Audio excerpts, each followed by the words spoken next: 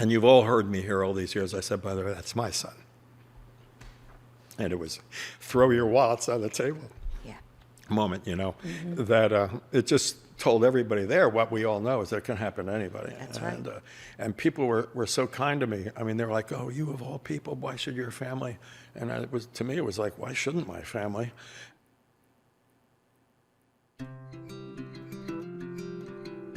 Be Inspired podcast. Real stories from real people. Sharing stories of love and loss, struggles and perseverance, laughter and tears, and overcoming adversity.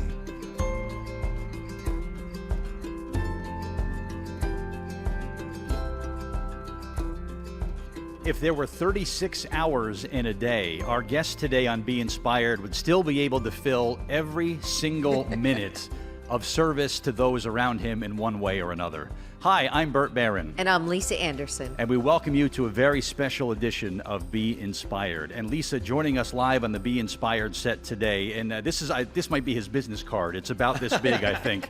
An accomplished musician, philanthropist, entrepreneur, restaurant and business icon, New Jersey Hall of Fame. I had to leave a few things out, I think, for our next guest. You really do. Right? You have to. Otherwise, we take up the whole show telling people what Tim McLoone does. Well, let's introduce the rest of the world for the select few who don't know who he is just yet. Geez. It is great to welcome live to the set, Tim McLoone. It is such an honor to have Tim McLoone here today. I can't imagine that that's true, but okay. Oh, it is. And we better mention my wife and 4 children, or else this all bits off right now. That's right. What's her name? Beth. Beth, okay. 4 children, that's Yeah. wonderful. And you just said 3 of them moved back They with you. moved back in. It's great. And we were saying Yeah. that parents that complain about their children staying in their house are, Yeah. I think, what went wrong? What was That's the right. problem here? Absolutely. No, it's No, wonderful it's great you having have them in the house yeah. and watching them grow. I mean, I was late to the parental game, as you can Really? tell, that I still have one in college. But it just came along at the right time. I was 40 years old.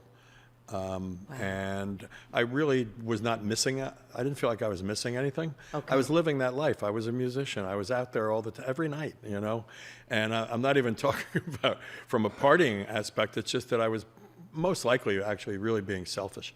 My life was about running in races and trying to hold on to that as deep into my life as I could as a racing entity and playing music.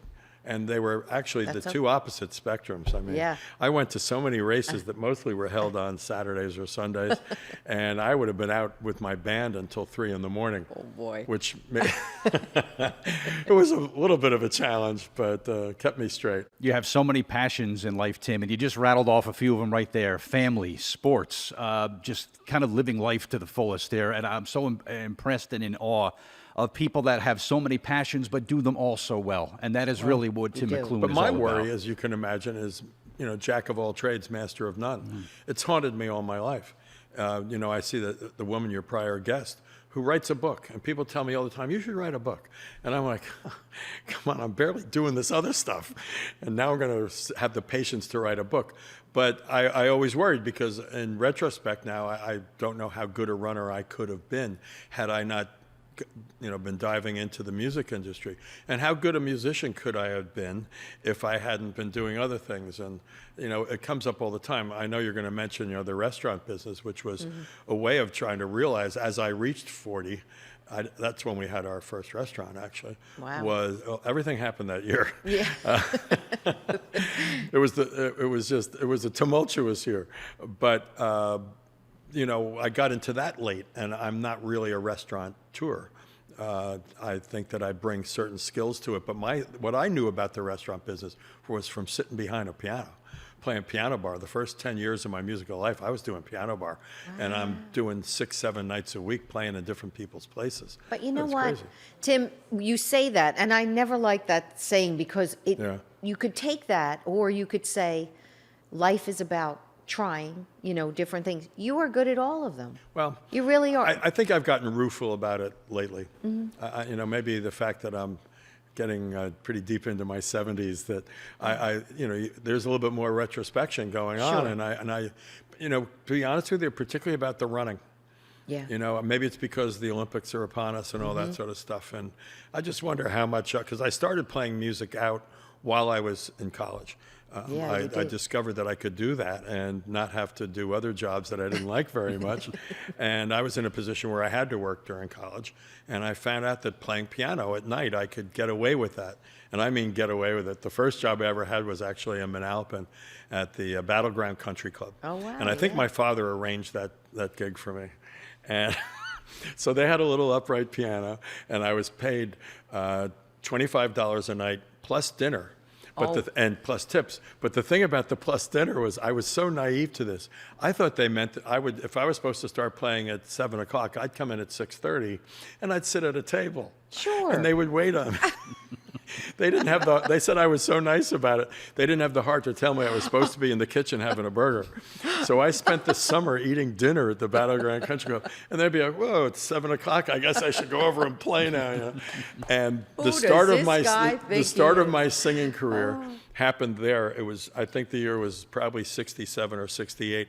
And I had a little cup on top of the piano, and I was just playing. And this man came over and put $5 in it and said, would you sing or something? You're putting us to sleep. Oh And my gosh. Thus began my singing career from very humble beginnings. That's but incredible. you know, I That's do a funny story. whenever I speak with people, you know, a situation like this, they do marvel, and you know, they'll say that I'm a Renaissance man and all that stuff. And I think of myself more as, you know, what if I really dove into it? If you're familiar with the book Outliers by Malcolm Gladwell, and he talks about 10,000 hours, that if you spend 10,000, if you have enough of something and you spend 10,000 hours on it, that you can be really superior. Well, I don't know that I did the 10,000 hours, you know, or if I did, it was spread out over a long period of time, because I believe there's a lot of truth to what he says. Really? You don't have to be the person. Like they speak about the Beatles in there, that the Beatles 10,000 hours when they were playing in Hamburg, Germany, and those crazy clubs, they'd start playing at 10 o'clock in the morning and sometimes go till 2 o'clock in the morning. Wow. And they would play all day, all night. And so what they started doing to keep from going crazy, okay, tonight we're going to play every Little Richard song ever. Tonight we're going to play every Chuck Berry song ever. And they started going through the American rock and roll playbook, and they learned every chord to every rock and roll song that was ever made, so they had that in them. Wow. When it came time to write their own material. It was almost like they were reviewing, in my opinion. But That's a great how story. did we end up talking about that? I don't know. Because But- you usually do 10,000 hours worth Well, of yeah, but I spread things. it out. Yeah. You know, and I'm darting from one to the other, and I came to understand that I fed off the pressure of failure, feeling that I was not going to. I'm a terrible procrastinator about certain things, and I've come to understand that the procrastination is actually gathering energy. At least that's my excuse now. I've come up with an excuse. It took me a long time, but a am lot of too. shows that we've done over the years, I'm writing the show like 3 hours beforehand. I can You relate. know, and just trying to get it together and jumping over to my piano. What the heck's that chord change? Oh, there it is. Thank God. And all of a sudden, I'm in front of X number of people, and man, oh man. And meanwhile, I've got a band, and they're like, "Oh, Tim's really on top of it." I was so not on top of it, you know. And very often, I don't even get to enjoy the music, because my brain, the way it works, is I'm thinking about the next song and the song after that and the song after that. And every once in a while, I lose my way.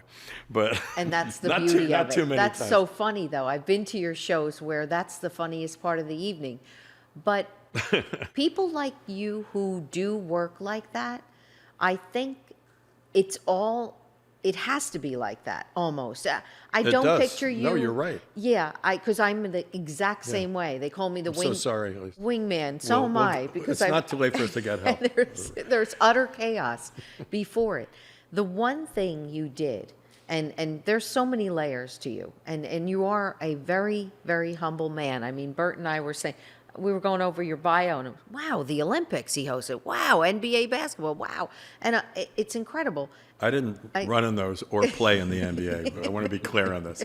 I worked there. But it sounded, Exactly. I should have just let it sit there. Wow, Olympics and NBA. Yeah, He doesn't why, thank you. He doesn't seem that tall. Yeah, but with you, it started what I know you are very passionate about, and don't wing it, is Holiday Express, the nonprofit that I want you to tell Bert and I about, because of something with your son, that you had some struggles, and you you realized, you were going to do this to help others? Well, it started earlier than that, in the sense that my dad had a job after World War II. He was in the Navy, and he went into Veterans Administration, as it turned out. I was born on the site of the Veterans Hospital in Staten Island that became the legendary, ill-fated Willowbrook.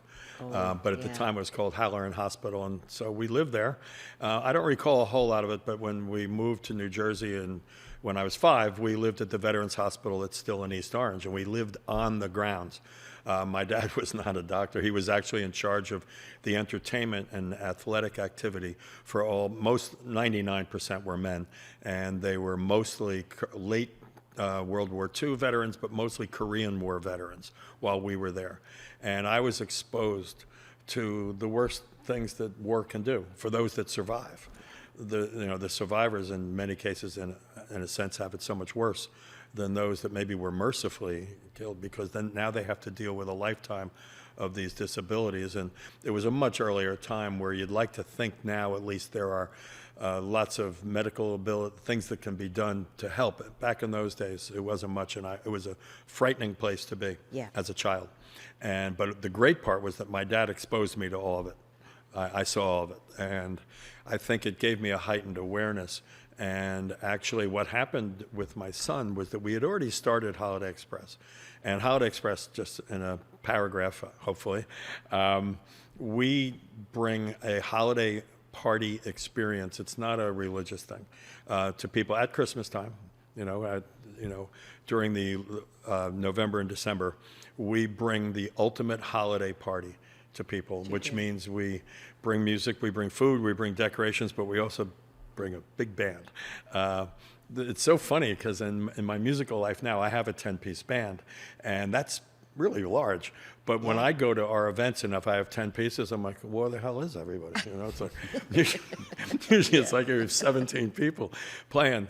And I believe it came out of that circumstance as a child when I was working with the New Jersey Nets in the NBA, the then New Jersey Nets, and one of the players he was from Newark, and he wanted to do something on Christmas Eve. And he said, why don't we do a Feed the Homeless on Christmas Eve?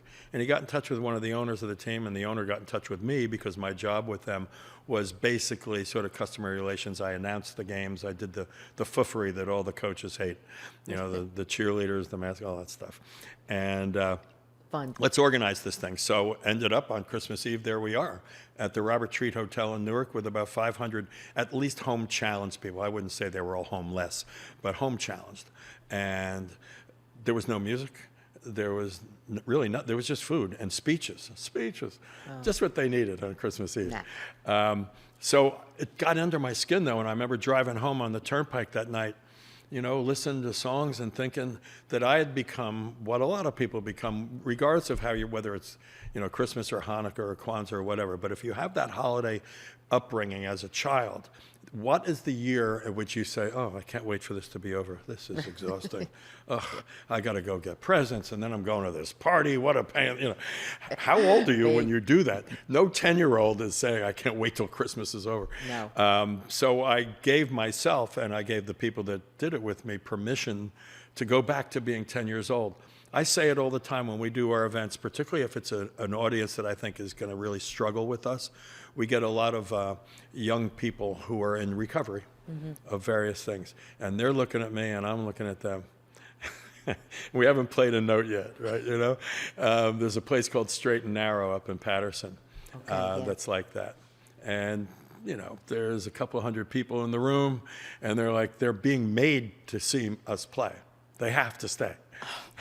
It's like, part of the this program. is my kind of audience. You're going to stay here and you're going to like this. But so they're looking at me, and I always say before we start, listen, let me, and we didn't do it last year, but 2 years ago, I said, listen, I'm 71 years old. What can you possibly expect from me? This isn't going to be what you're hoping for. However, I'm giving us all permission for the next 2 hours to be 10 years old. And if you can find your inner 10-year-old, we're going to be good. And what I found out was that so often people that are in recovery are more than willing to go back there.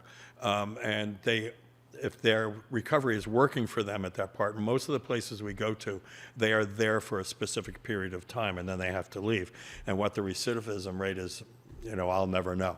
But while they're there, they are happy people to a great extent because the burden is off their shoulder. Whether the burden of just where am I going to get it next, or where am I going to get the money to get it next, or nobody in my family's talking to me next, whatever, all those negatives are mostly swept away, at least for this. That's what I'm getting from this. They are the most enthusiastic audiences we have because they are so ready to be 10 years old. So what ended up happening, the part you alluded to before, and I'm sorry, I tend to tell stories. No, that's fine.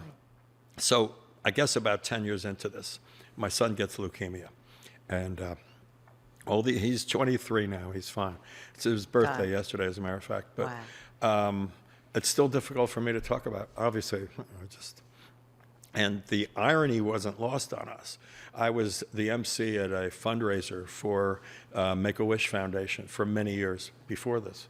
And I'm going to struggle to tell this story, but I was at their black tie fundraiser, and I'm doing my usual silliness.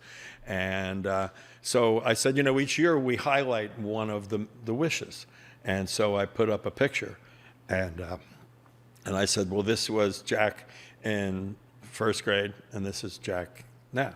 And, of course, he was this cute little kid in first grade, and he was a bald, attached to a pole, sickly to death looking. At that point, he was probably 11. And so I told him also, and we really appreciate your donations and all that stuff. I said, and you've all heard me here all these years, I said, by the way, that's my son. And it was throw your wallets on the table moment, that it just told everybody there what we all know is that it can happen to anybody. That's right. And people were so kind to me. I mean, they were like, oh, you of all people, why should your family? And to me, it was like, why shouldn't my family? And I had 10 years of Holiday Express up to this point, which made me see every possible bad thing that can happen to at least a living human being.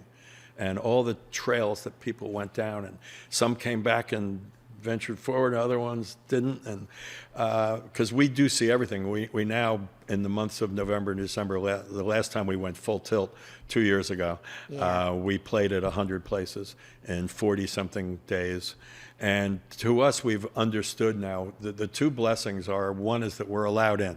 We're allowed into these worlds, which we would otherwise have been, maybe it's you write a check or a donation or a good thought or whatever, we were allowed in. And that to me was amazing. But the more amazing thing was that I realized that the journey that we were on doing this will be our 28th year, was about healing ourselves. And it was that. And a lot of the people that I know, Tim, whether they're singers, musicians, or whatnot, they clamor for that. To them, it's a destination to play with Tim McLoone every year and do this tour for a couple of reasons. Number one, it's held in such high regard that if you a singer, a performer, that you get the chance to play with you, people really admire that. But I think the other component is there's no better way. There's no better feeling to know that you're giving back to the community and helping people. That, I think, is just as big a draw. I've always said that my job is to get the band paid. And when I say the band, I really mean all of our volunteers. We have about 125 professional musicians now. Some of them famous, some of them wish they were famous, like me. Think they're famous. You are. But we have about 1,500 adult volunteers, and no one ever leaves. No one leaves. And I say my job is to get everybody paid, so we'll go someplace, Ancora psychiatric facility comes to mind. Rough place. And, I hate it when I read in the media about, criticizing things that take place there. And my attitude is always, go spend a day there. Or in our case, go spend a few hours. Because I always say we're like the worst aunts and uncles in the world. We come to visit you. We stir everybody up, and then we're like, wow, look what time it is. I got to go. But we get on the bus. And you just get that sense of, boy, am I glad I was here. And that's getting everybody paid. There's no better feeling. Yeah. And we tripped onto it accidentally. So I did that first year with the Nets. And the next year, because I'm a genius, I brought a boombox. And I'm playing the same audience. And I've got like Johnny Mathis' Christmas album going, because I'm such a deep thinker. But we did a little better job with the food. We did a better job. We wrapped the gifts. It still wasn't Holiday Express. It was really the Nets and one of the owners who were just delightful. Player gets traded. He's gone. And what are we going to do? you know? figure And so the something. third year, I was on fire. But all the people that work for me in the Rum Runner restaurant in Seabright, which is open 7 days and nights, lunch, dinner, and great Sunday brunch. I mentioned way. parenthetically because you'd want to know that. I kept talking about it, and finally my friends were going, would you just shut up and do it? So we had a little meeting, and we decided we're going to be called Holiday Express. The holiday meaning, no, it's not Christmas Express, it's just holiday, and I'm good with that. I'm all about political correctness. I think people that complain about it just are being lazy.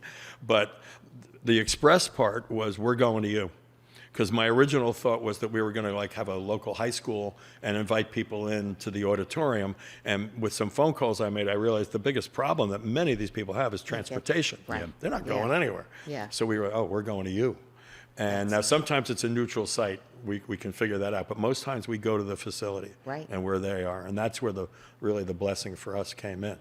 The first show we did at Ancora, and there were helmets and masks, Hannibal Lecter type masks, adult diapers everywhere. It was that's was incredibly out of control. And I mean, I'm not criticizing them, out of control for us. Sure. We were not ready to see this. And we do our bit. And I go up to the woman when it's over, and I said, listen, next year when we come here, you should come out to the bus and tell everyone what to expect and tell them what this is going to look and feel like. She starts crying, and this is not a made-up story. And I said, oh, I'm sorry, what's the matter? She goes, nobody ever comes back here next year. And we've been there now like 20 times. But, Fantastic. you know. Fantastic. As we kind of wrap things up here, Tim, and the Nets broke my heart when they left New Jersey, by the way. So was it the Buck Williams Nets or the Derek Coleman Nets? I was the Derek Coleman Nets. Okay. The first year I worked for the Nets, they went 17-65, which was the worst record in the history of the NBA at the time, which really begged the question, if they were bad enough to lose 65 games, how the hell did they win 17? Right? It's like my first year rooting for the Mets, 40 and 120. Yeah. If you were bad enough to lose 120, Wow. you beat people 40 times? That's funny. amazing. And just a great portfolio of great dining destinations in New Jersey. People talk about the shore places, Boathouse and West Orange. That's Take my your vote for time. best. Take your time. That's my vote for And best. 2 new ones coming Yeah, to yeah. Long Branch. That's Well, awesome. you know, governmental intervention isn't always bad. You know, the joke is always Yeah. if someone says, I'm here from the government and I'm here to help, it's like run for cover. In this case, the PPP program and then the most recent Restaurant Revitalization Fund, that's why we're still in business. We would Good. not have made it. Tim, speaking of the COVID-19 pandemic, it had to have a tremendous impact on you, your restaurants, most importantly, the people that work for you and the staffs at all of your establishments across the state. Talk about what that was like from the perspective of a restaurant owner and what it took to be able to overcome these odds and to be able to continue things in your restaurant business here in New Jersey. Well, on March 16th, a year and a half ago, it was as if our 12 restaurants had burned to the ground and we had no insurance. I have to admit, I never want to use the term PTSD because I think there are people that have, you know, more serious afflictions than I, but that was the effect it had on me. It was all of a sudden, I just sort of folded on my tent. We let 700 people go the next day, including ourselves. And what are we going to do? And I think for about 2 or 3 weeks, I kind of dug a hole. I played a lot of piano. You know, I read a lot of books, and there was really almost, in a sense, nothing to do. But I think if people would describe me in one way, they would probably use the word optimistic in there somewhere. And my optimism came back out. I have a wonderful staff of people in our front office who basically run the restaurants and give me all the credit, which is great. And we started just fighting the fight, whatever that meant. We were not set up for to-go. It's not what we do. You know, pizzerias have been practicing that for 150 years. They were all set. Yeah. People like us, we didn't do to-go. You know, we did a little bit of it, but it failed. But then, truthfully, as I mentioned at another time, the government came to our rescue. It really did. You know, for all the times we criticized governmental stuff, that PPP money, all it did was actually enable us. It was payroll protection plan. So you're supposed to hire people. Well, we weren't allowed to be open, so that was kind of weird. But at least we knew the money was coming. And then the summer came, last summer. and the weather was incredible. In the month of July, 31 days, 29 days, the sun came out, and the other 2 days were in a washout. And then in August, we get a hurricane, a name I can't even pronounce yet, and we were open at 4 o'clock that afternoon. I mean, it couldn't have been better. And the demand was incredible. And the municipalities and landlords and everybody, let's do everything we can, because they needed us to stay in business, because they needed our tax receipts, if nothing else. But also there was a humanistic side of it. I think people were like, well, this is part of the fabric of, I think what we all learned is that the customers learned, God, I really miss going to restaurants. And we missed the idea of how much we should cherish them. That, I'd like to think we do, and we talk about it all the time, but do we really? So we really had to up our game, because this time through, well, what ended up happening is PPP2 comes along. Now it's last winter, and things got rough again because we were only at 25%, and you really can't do it at that. But the PPP2 money came along. All right, that pushed you forward again. And then we got on the verge of this summer, which hasn't been great weather-wise, but so far. But there was the restaurant revitalization plan money. So we were 3-time recipients. And I tell people that. I think a lot of people don't want to tell people. But, they don't want you to think you're doing well or something. And I wouldn't say we're doing well. But we're supported. Right. We're supported. And so there's every reason to believe we can go forward. It's been very difficult, as is said many times, about hiring people. But I think people are missing the boat on that. It's so easy to criticize people. The blame goes to people that are out on unemployment. Okay, that's the end of that discussion. That's not what happened. There is part of that. And let's say that if you can make $300 or $400 more a week by not working, aren't you a little bit stupid if you don't take advantage of that? Not that we don't want people to want to work and all the rest of it, but come on. But that's just part of it. My daughter, she's a student at University of Delaware. When it's a Tuesday and she wants to go out with her friends, she calls into DoorDash. She's out on the road and she works for 3.5 hours, makes $65, and then unfortunately goes out and spends it. But the whole DoorDash world, the world of people driving and doing delivery, is something that really didn't exist, and that's the 18 to 25-year-old age group. That's right. And then other people found out that maybe the restaurant business wasn't for them since it was taken away for a year, or they found something else. And they're not going to say, well, let me upset the apple cart to go back into that place. So lots of things contributed to that. I'd like to think that we treat our employees well. You do. We were the first restaurant that I'm aware of, and I'm going to brag a little bit about this. We went to $15 an hour because it was coming anyway. We had talked about it in February, and we were going to go to 13 in March, 14 in April, 15 in May. And it was like, and then, of course, there's a problem getting people, so I said, let's just do it. And I think our employees were incredibly appreciative. The only problem with that was that somebody that was making $15 an hour says, well, he just walked in the door, and shouldn't I get $16.50? Oh, yeah, you should boy. get $16.50. Yeah. So it had a ripple effect, but the reality of it is I don't think it really moved the needle of our costs. I really don't. I think that it exposed to all of us that maybe the restaurant business had an unfortunate metric about it, that the business model depended upon people not making enough money to raise a family. We depended upon them, and that's crazy. So the fact that this is the first time, well, I've been in the restaurant business for 34 years, 35 years. Wow. This is the first time that the least well-paid people have leverage. They have leverage, finally. And I'm all good with it. It's not going to end our business, but they have the leverage for the first time. Well, I could go do this. And That's right. so it is spun around. We'll see where everything is a year from now. The fortunate thing for all people in the restaurant business is there's tremendous demand. People want to come back, and they miss it. Our customers can get in touch with me directly. They don't know that. But if they fill out a thing on the bottom of their check, I get it. And I've had so many in the last 3 weeks, 4 weeks of people saying, this was my first time out to a restaurant since the pandemic. Wow. And so I think there's even more of people that were very reluctant to come. Now, Sure. if they would just Took get a their while. vaccinations, we can all be happy. Sorry about that. And just so synonymous with New Jersey is the McLoone name for everything you do, whether it's music, helping people, restaurateurs. Well-deserved to be in the Hall of Fame, of course, sir. And we are so honored to have you live on our set today. Well, so thank you so for much. being here. That's way too gracious of you. And I did all the talking, didn't I? No, that's all right. I just want to mention one thing. Thank you. With everything you do and have done and will do, you just look at someone and you make them feel like they're the most important person and the most special person, and I want to thank you for that, Well, Tim. thank you. I'm a big fan. People have said that to me before, and I think that's probably the nicest thing I've ever heard. My true. dad always said, my dad had a lot of sayings, but he was always like, take life seriously, but not yourself. That was the one that always stuck with me. Good advice. you know. Tim Very. McLoone, thank you so much for joining us Well, today. thank you. I'm Bert Barron, And I'm Lisa Anderson. and thank you for joining us on Be Inspired.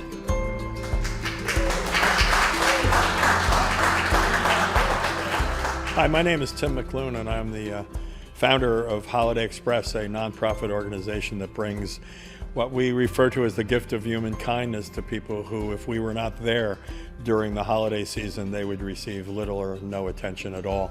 Homeless shelters, soup kitchens, and AIDS hospices and the like.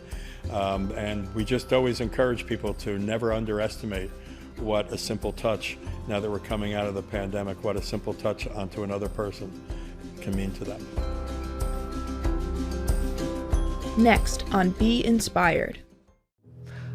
I could not feel what all those people around me were feeling. I've been paralyzed for almost 36 years now. People are realizing that the degrees of separation between themselves and someone with a disability is shrinking. That's the beauty of life. We can connect. When you do for yourself with wanting to do even more for other people, that's self-respect. All of our peaks, all of our valleys had led us up to this very moment. So keep telling me I can't do something.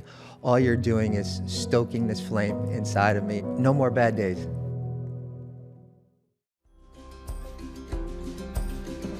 Be Inspired with your hosts Bert Barron and Lisa Anderson Puleo. Directed by Rod Weber. Created and produced by Michael R. Doyle. Co-producers Bert Barron, Lisa Anderson Puleo, Rebecca Gruber, and Erwin Sternberg. Executive producers Rod Weber and Sean M. Sternberg. Editor Rebecca Gruber. Filmed at New Beginnings Foundation, Wall Township, New Jersey.